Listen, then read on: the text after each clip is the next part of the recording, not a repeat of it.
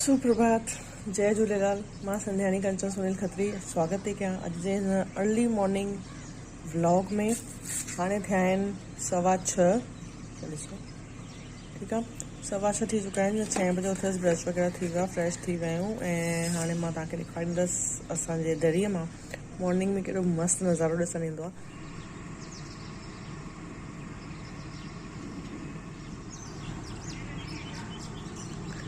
पखियुनि जे चहकर जो आवाज़ अची रहियो आहे। जाम तव्हांखे तोता ॾिसणु ईंदा हिते, जाम तोता, कोयल, कबूतर, मैना, सभिनी जो आवाज़ ईंदो रहंदो आहे ऐं सुबुह हिकदमि सुहानी थी वेंदी आहे।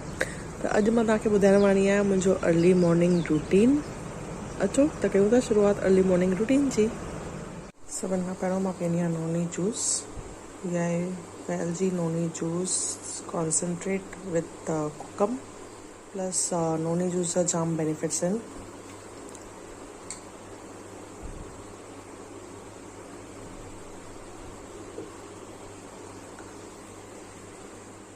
मां हिते खयो आहे 15 ml, उहो असां विझंदासीं हिकु गिलास पाणी में।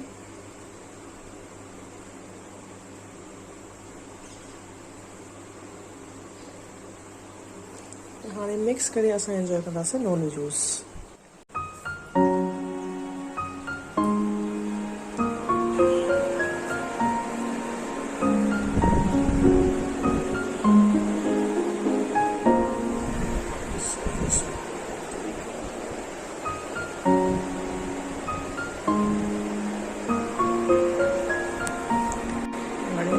शांति सां नोनी जूस एंजॉय कंदसि। नोनी जा जाम बेनिफिट्स आहिनि। 12,000 खां बि वधीक बीमारियूं ठीक करे सघंदो आहे। इन करे मां रोज़ु सुबुह जो उथी करे नोनी जूस, एलोवेरा जूस, आंवला जूस पीअंदी आहियां। पंहिंजी हेल्थ जो ख़्यालु पाण खे रखिणो आहे, ॿियो कोई न रखी सघंदो। असां लेडीज़ जे मथां उहे बि जाम ज़िम्मेदारियूं हूंदियूं आहिनि ऐं असां मोस्ट ऑफ द टाइम पंहिंजी हेल्थ खे नेग्लेक्ट कंदा आहियूं। मां सभिनी सां रिक्वेस्ट कंदसि, तव्हांजी हेल्थ बि ओतिरी इंपॉर्टेंट आहे जेतिरी बाक़ी सभु फैमिली मेम्बर्स जी।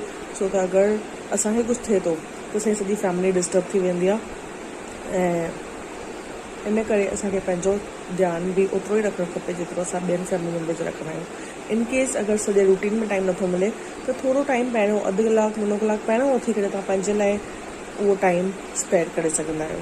सो हाणे मां एंजॉय कयां थी नोनी जूस ऐं मिलूं था हिकु नंढी ब्रेक खां पोइ।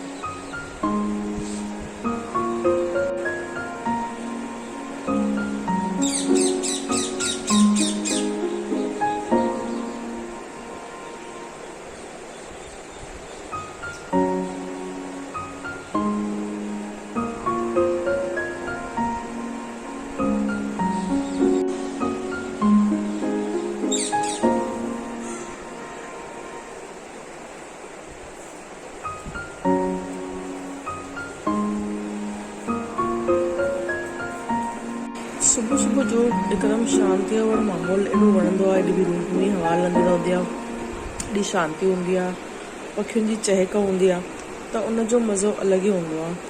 त हाणे असां थोरी देरि रिलैक्स कंदासीं ऐं मां थोरो बुक पढ़ंदसि। उनखां पोइ असां पीअंदासीं एलोवेरा जूस। थोरी देरि रिलैक्स कंदमि, थोरो कुझु बुक कढंदमि, उहो बुक पढ़ंदमि। सुबुह सुबुह इहो मुंहिंजो मी टाइम हूंदो आहे ऐं मूंखे ॾाढो वणंदो आहे। इहो सॼो जेको मी टाइम आहे हाफ एन आवर जो, उहो सॼे ॾींहं जी एनर्जी हुनमें क्रिएट कंदो आहे। तव्हां पंहिंजे मी टाइम कीअं स्टार्ट कंदा आहियो? अगरि पॉसिबल हुजे त कमेंट करे ॿुधाइजो। अगरि तव्हांजो बि रूटीन अहिड़ो कुझु आहे त ज़रूरु मूंखे ॿुधाइजो। मूंखे ॾाढी ख़ुशी थींदी ॼाणे करे कि एटलीस्ट असां लेडीज़ पंहिंजे मी टाइम खे सम्झूं था ऐं पंहिंजे हेल्थ खे बि ओतिरो ई ध्यानु ॾियूं था। हाणे टाइम आहे एलोवेरा जूस जो। हीअ आहे वेल जी एलोवेरा जूस, 100% वेजिटेरियन ऑफकोर्स। हीअ मुंहिंजी सभिनि खां वधीक फेवरेट जूस आहे बिकॉज़ हीअ जाम पल्पी आहे ऐं इन सां ख़बर पए थी कि एक्चुअल एलोवेरा जेको आहे हिन में विधियलु आहे। हिनखे असां खणण वारा आहियूं 25 30 ml जो कप आहे। मां हिन में 25 ml खई आहे।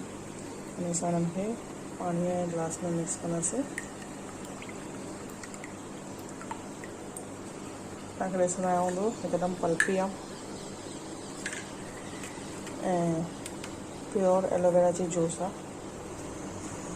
एलोवेरा जीअं तव्हां सभिनि खे ख़बर आहे तव्हांजे स्किन जे लाइ, असांजे हेयर्स जे लाइ, सभिनि लाइ ई ॾाढो बेनिफिशियल हूंदो आहे। ॾिसो मैं पी रही हूँ एलोवेरा जूस।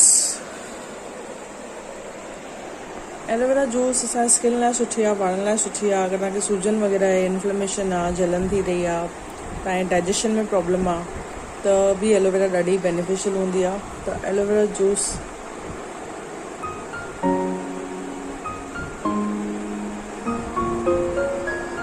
मूंखे न टिंगी टेस्ट वणंदो आहे, प्लस जेको पल्प ईंदो आहे अमेज़िंग। ऐं जेका एलोवेरा जी धीमी ख़ुशबू ईंदी आहे कंहिं शब्दनि में बयानु न करे सघिबी आहे।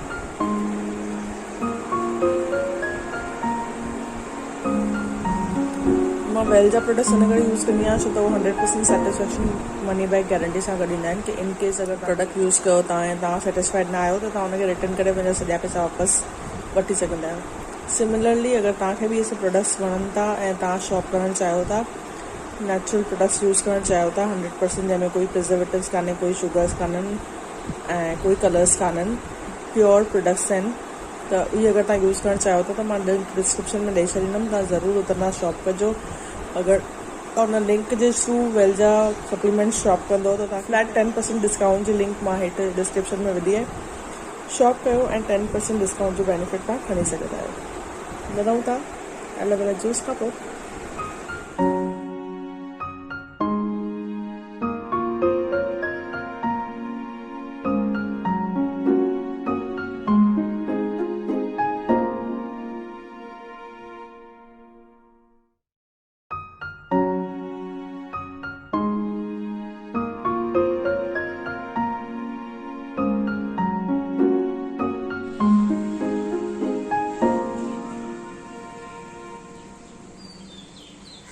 ओम सूर्याय नमः।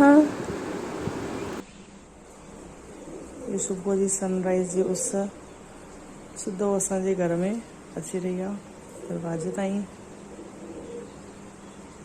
So beautiful. हाणे थिया आहिनि 7 ऐं असांजूं सभु जूसिस थी चुकियूं आहिनि। नोनी जूस, एलोवेरा जूस ऐं आंवला जूस। आंवला जूस मां शूट न करे सघियसि, मां टकर में पी छॾी। I am so sorry for that. हाणे असां उथारींदासीं ध्रुविका खे। ॾिसो 7 थी चुका आहिनि। ध्रुविका खे उथारींदासीं, ध्रुविका फ्रेश थींदी, उनखां पोइ असां थोरी एक्सरसाइज कंदासीं। ध्रुविका जाम मज़ो ईंदो अथसि एक्सरसाइज करण में। इनफैक्ट जंहिं ॾींहुं उहा सवेल न उथी सघंदी आहे या मां हुनखे न उथारींदी आहियां या एक्सरसाइज न कंदा आहियूं त उहा ॾाढी डिसमूड थी वेंदी आहे। हाणे टाइम आहे ध्रुविका खे उथारण जो। ध्रुविका खे उथारण खां पोइ असां हुनखे फ्रेशन अप कराए, ब्रश वग़ैरह कराए, पाणी पीआरे करे पोइ असां कंदासीं एक्सरसाइज। उनखां पहिरियों असां हिकु ॿियो इंग्रीडियंट खाइण वारा आहियूं एक्सरसाइज खां पोइ, त उहो ज़रूरु तव्हां वॉच कजो। ध्रुविका जो ब्रश थी वियो आहे ऐं हाणे असां वञी करे बेड बि क्लीन थी वियो आहे, त हाणे असां वञी करे ॿाहिरि जेका असांजे हॉल में उस आई आहे उस सेकींदासीं थोरी देरि ऐं उस में वञी करे वेंदासीं ताकी असांजे विटामिन डी जी जेका शरीर में ज़रूरत हूंदी आहे उहा सूरज जी किरणुनि मां एब्ज़ॉर्ब थी वञे असांजे बॉडी में ऐं असांखे जेके बोन्स आहिनि थी थियनि उहे अञा स्ट्रॉन्ग रहनि। त उहो करण खां पोइ ध्रुविका मां करण वारा आहियूं एक्सरसाइज। हाणे असां एक्सरसाइज करणु स्टार्ट कंदासीं छो त 8 सवा 8 बजे ताईं असांजी कम वारी आंटी बि अची वेंदी आहे जेका असांजे घर जो कमु कंदी आहे। त उनखां पहिरियों ई असां कोशिशि कंदा आहियूं की असांजी एक्सरसाइज पूरी थी वञे। जीअं उहा अचे त असां गॾिजी करे चांहि वग़ैरह पी सघूं, सनानु पाणी बि असांजो गॾो गॾु थी वञे त असांजो घर बि साफ़ु, असां बि साफ़ु। उनखां पोइ असां सॼो ॾींहुं पंहिंजो कमु करण लाइ फ्री।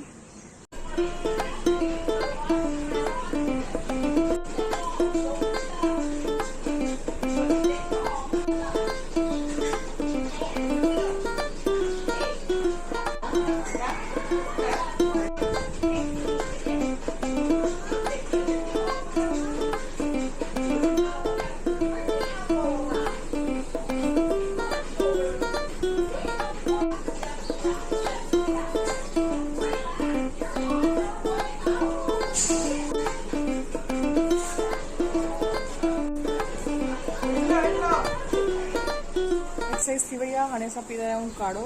काढ़े में असां विधो आहे जीरो, अजवाइन, थोरो सो गुड़, थोरा मेथी जा दाणा, थोरा सॼा दाणा सुकल, ऐं इन्हनि सभिनि मां अॼु असां इहो काढ़ो ठाहियो आहे। थोरी सौंफ बि विधी आहे, त इन करे ॾाढो टेस्टी ऐं यमी थो लॻे। त see you after a short break. Dhruvika बि हिते काढ़ो पी रही आहे न ध्रुविका? कीअं आहे काढ़ो? वाह भाई, वणे थो तोखे? रोज़ पीअंदी? ऐं काढ़े जो सामग्री मां राति जो पुसाए रखी हुई, त हाणे सुबुह उथी करे असां हुनखे थोरो ॿियो पाणी विझी करे टकायो आहे जेसीं अधु थी वञे। त सॼो जेको बि मिनरल्स, विटामिन्स ऐं जेका बि पौष्टिकता आहे अजवाइन जी, जीरे जी, हुरॿे जी, दाणनि जी, सौंफ जी, गुड़ जी, उहो सभु हिन में अची चुकी आहे। ऐं हाणे असां इहो पी रहिया आहियूं। तेसिताईं हाणे असांजी आंटी अची चुकी आहे कम वारी, ऐं उहो कमु करे रही आहे। उनजो कमु पूरो थियण खां पोइ असां ध्रुविका ऐं मां सनानु ते वेंदासीं। सनानु पाणी करे उन खां पोइ असां नाश्ते जी तयारी कंदासीं। मिलूं था नाश्ते जे लाइ किचन में। हाणे असां सनानु पाणी थी चुको आहे। हाणे असां वार ठाहींदासीं। वार ठाहिण खां पोइ खाईंदासीं special post workout meal, short snacks. तेसिताईं तव्हां ॾिसंदा रहो या सशा था खाऊं असां।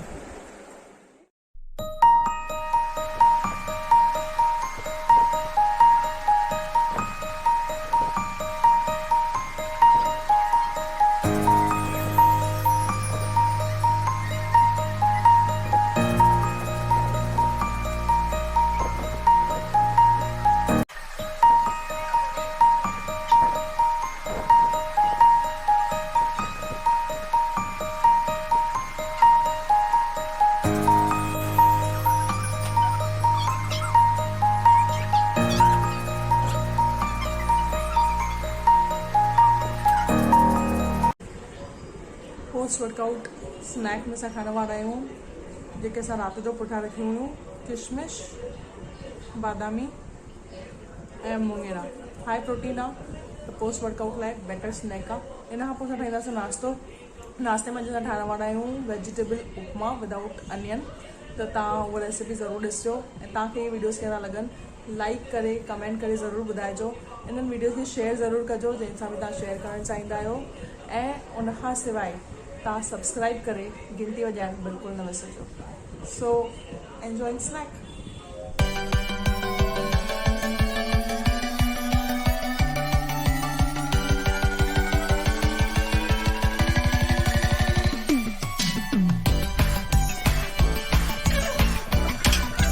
वेजिटेबल उपमा ठाहिण लाइ असां रखी आहे तई। हुन में विधो आहे 1 tablespoon rice bran oil, ऐं हुन में विधा आहिनि 3 वॾा चमचा सूजी, जेको रवा ऐं सूजी जेको बि तव्हां चवंदा हुजो। उनखे असां हाणे चङी तरह रोस्ट करे वठंदासीं। रोस्ट तेसिताईं करिणो आहे जेसिताईं थोरो कलर चेंज करे वठे ऐं बीमी ख़ुशबू अचे, जीअं सीरे ठहण महिल ईंदी आहे, सीरो भुञण महिल।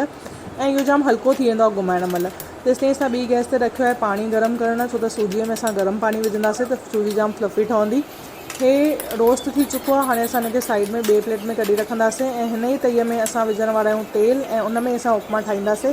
त तेल विझी करे तेल गरम थी वियो आहे। हाणे असां हिन में विझंदासीं ऑयल, थोरो जीरो, कड़ी पत्तो ऐं 2 खां 3 सावा मिर्च।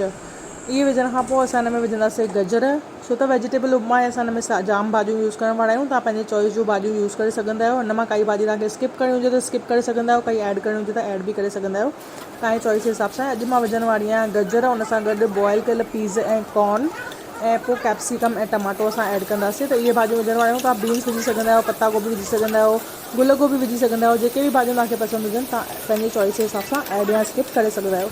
हाणे असां चङी तरह हिननि खे मिक्स करे वरितो आहे। मिक्स थियण खां पोइ असां हिन में विझंदासीं थोरो सो लूणु स्वाद अनुसार, ऐं उन खां पोइ अधु चमिचो खनि असां हिन में खंडु विझंदासीं, छो त हिन में खंड जो जाम सुठो सवादु ईंदो आहे। ऐं इन खां पोइ असां विझंदासीं टमाटा ऐं कैप्सिकम विझण खां पोइ असां हिनखे 2 खां 5 मिंट मिक्स कंदा रहंदासीं जीअं इहो मॉइस्चर छॾे। तेसिताईं असां हिन में विझंदासीं ॻाढ़ा मिर्च ऐं थोरा सा कारा मिर्च। हूअं त हिन में कारनि मिर्चनि जो जाम मस्तु सवादु ईंदो आहे, पर थोरा सा ॻाढ़ा मिर्च बि विधा आहिनि। उन खां पोइ असां सूजी विझंदासीं, त जेको बि मॉइस्चर भाॼियुनि जो आहे उहो सूजी एब्ज़ॉर्ब करे वठंदी। तेसिताईं असां हिनखे 2-5 मिंट भुञंदासीं, ऐं जीअं ई मॉइस्चर एब्ज़ॉर्ब थी वेंदो उन खां पोइ असां इहो जेको पाणी गरम करणु रखियो हुयो उहो हुन में विझी करे कंटिन्यू हलाईंदे हुए हिनखे पकाईंदासीं। संभालजो, हिन मां छीटा जाम उॾमंदा आहिनि, त तव्हांजो हथु सड़ण जो चांस आहे। उनखां पोइ असां जॾहिं पाणी थोरो सुकणु लॻंदो त असां ढके रखंदासीं। ढके 5 मिंट ढकण खां पोइ ॾिसो सूजी असांजी कीअं थी वई आहे। अगरि तव्हांखे आली लॻे त थोरी फास्ट गैस ते तव्हां उनखे सुकाए सघंदा आहियो ऐं तव्हांजो रिक्वायर्ड कंसिस्टेंसी ठही वञे उनखां पोइ तव्हां साओ मसालो कटे करे उन सां गॾु गार्निश करे सघंदा आहियो। हाणे असांजी वेजिटेबल उपमा रेडी थी वई आहे। असां कयूं था सर्विंग। त सर्व करण लाइ असां कटोरे में विधी आहे, उन कटोरे खे हूंदो कंदासीं प्लेट में त मस्तु शेप थी बीहंदो। उनखे पोइ वरी असां गार्निश कंदासीं सन्नो 0 साइज़ जो जेको सेव पूरी जो सिंगड़ ईंदो आहे, नायलॉन सेव जंहिंखे चवंदा आहिनि, उन नायलॉन सेव सां ऐं थोरो सन्नो कटियल कोतमीर सां, ऐं असांजो उपमा रेडी हे तयारु थियो असांजो वेजिटेबल उपमा। ॿुधाइजो कीअं लॻो तव्हांखे, रेसिपी कीअं लॻी, अॼु जो मुंहिंजो मॉर्निंग रूटीन कीअं लॻो, कमेंट करे ज़रूरु ॿुधाइजो। वीडियो खे हिकु लाइक ज़रूरु ॾिजो ऐं प्लस अगरि तव्हां अॼु ताईं सब्सक्राइब न कयो आहे हिन चैनल ते त सब्सक्राइब करे घंटी वॼाइण बिल्कुलु न विसारिजो। मिलूं था ॿिए वीडियो में। जय झूलेलाल।